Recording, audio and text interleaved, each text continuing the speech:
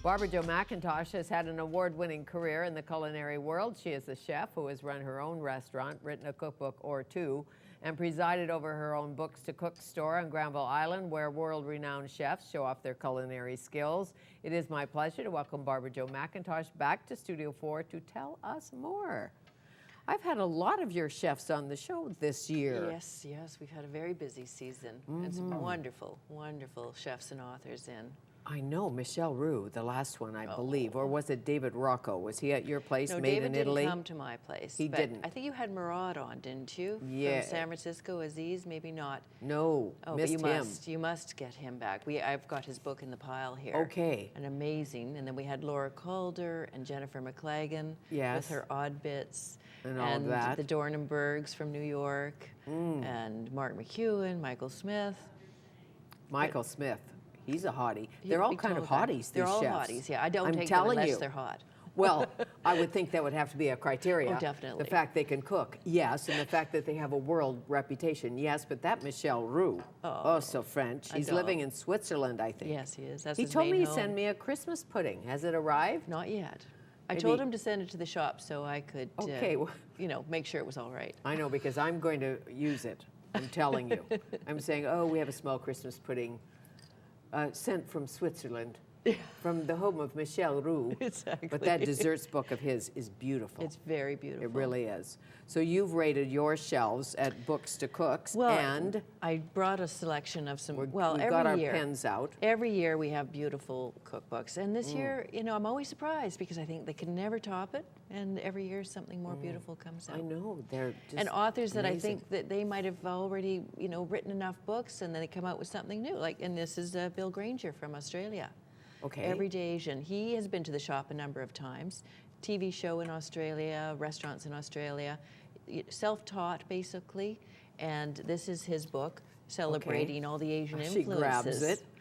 Yes. In Australia, He's which they've self-taught. embraced. Yes, he is. That seems to be a bit of a trend.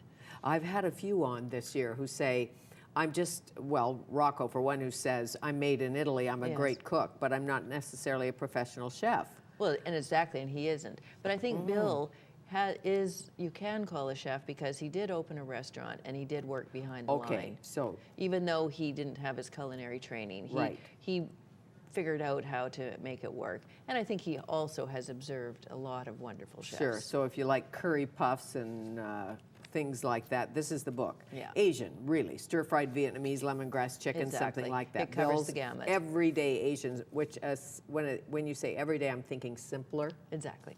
Okay, so you don't have to be Asian to be able to do that and look at it. Just put it on your table. It's so pretty. Now, Wales is not a country that a lot of people think of with good cuisine. The same as they don't think of Ireland, and Britain has always had a bad rap. But believe me, the home cooks of these countries do wonderful food. And then now a lot of the restaurants are doing wonderful food. Elizabeth Leward has written many books, a lot on peasant cookery of Europe. Okay. And this is one. Obviously, they've had a home in Wales, and she decided to embrace that. But this is so Welsh. Soft-boiled eggs with broccoli soldiers. I know. Hello. But how comforting. Just let me make you a soft-boiled egg with a broccoli soldier. But nettle and spinach ravioli, so it turns it up a bit, but there's pictures of Wales. Oh, so lovely. Yeah, no, they did a lovely job of making you, it's interesting. I had a woman in the shop the other day, and she said, I don't travel much. She said, but I buy cookbooks, and that's how I travel. Well, so and many so of them true. are all of like these books. Travel guides, and or you see people eating outside al fresco under the Tuscan sun. You think, book the trip to Italy. Exactly. Now, so a cook's year in a Welsh farmhouse, and if somebody is from Wales, they'd love that. Oh, of course. Or if they're not, even if they're not, they perhaps would love that. Okay, Cooking in the moment. Who's this? This woman has a restaurant in New York.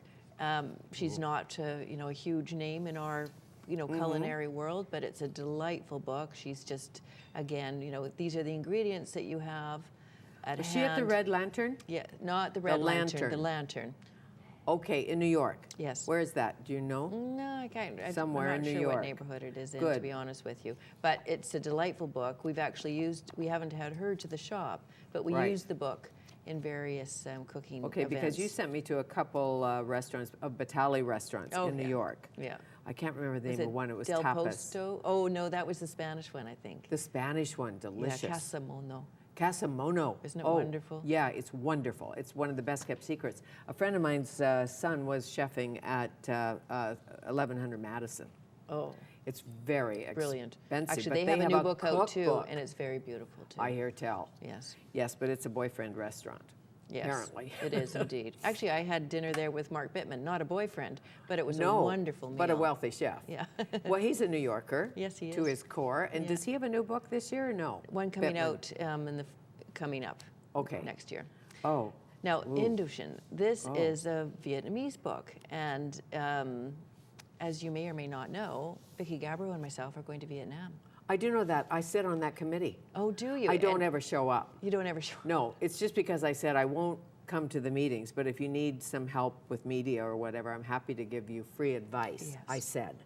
No, and I talked to Vicki the other day, and it's called Journeys with Heart. Yes. And some of the proceeds go back to a cause, good cause. What is Minerva, yours? Minerva. Minerva Foundation For supports women. So yes. when are you going? We're going on March 5th. You and it's- Vicki? Yes. And me?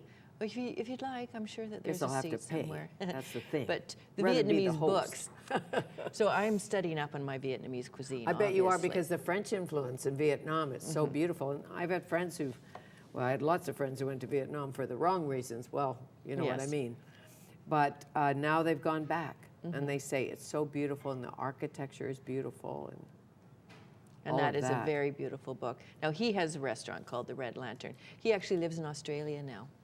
And he Oh. left Vietnam. I mean, a lot of people did leave Vietnam for various sure. reasons. And so he's in Australia. And again, this is one of the reasons why the book is so beautiful, because Australian publishers have Look at the blossoms, and it's lighter than some. Like some are so heavy. Well, that's not that it is light. interesting. But the Cambodia, all of that, finding France and Vietnam. Why not? Let's take a break. We'll come back and go. Very Joe good. Beef. Yes, I Montreal. think that's intriguing. Montreal.